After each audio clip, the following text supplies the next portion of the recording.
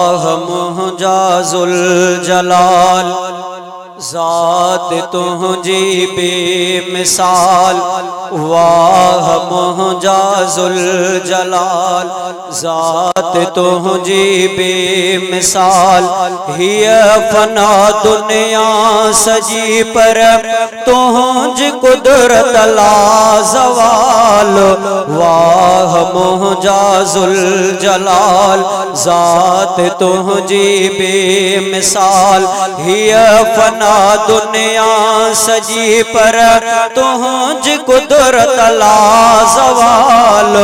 वाह मुहजाजुल जलाल फैसला तुझा अटल ऐ खुदा कुरान में। तो फर्क जाहिर रखियो इन सजन हैवान में।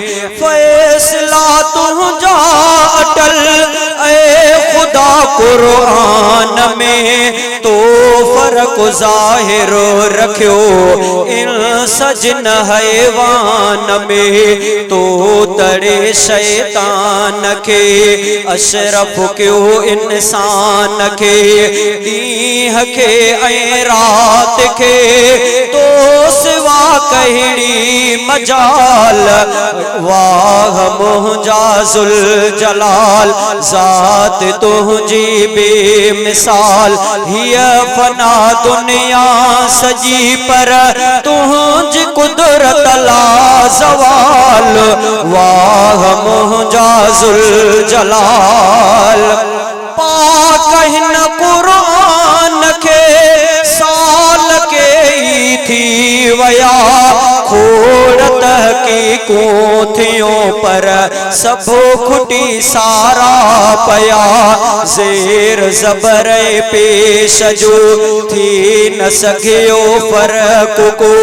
हर रुकू आयत सची हर अखर में आ कमाल।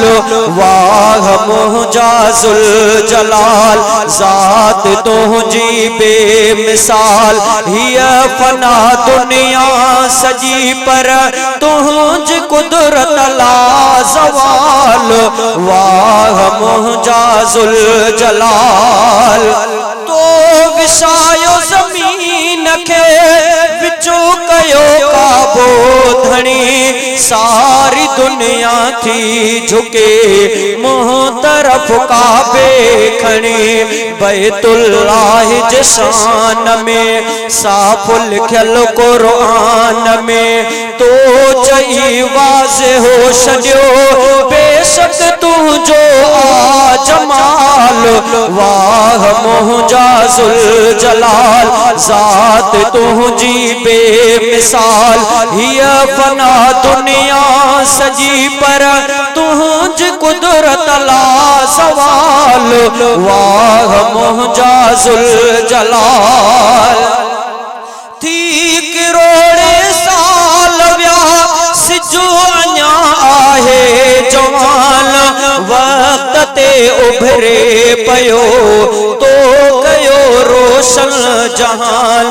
शाम जो वापस वरे शाम जो पाशो करे। चंद्र साथ निशान कई रात जी राहत बहार। वाह मुहजाजुल जलाल ज़ात तुझी बेमिसाल। हिय फना दुनिया सजी पर तुझ कुदरत ला ज़वाल। वाह मुहजाजुल जलाल।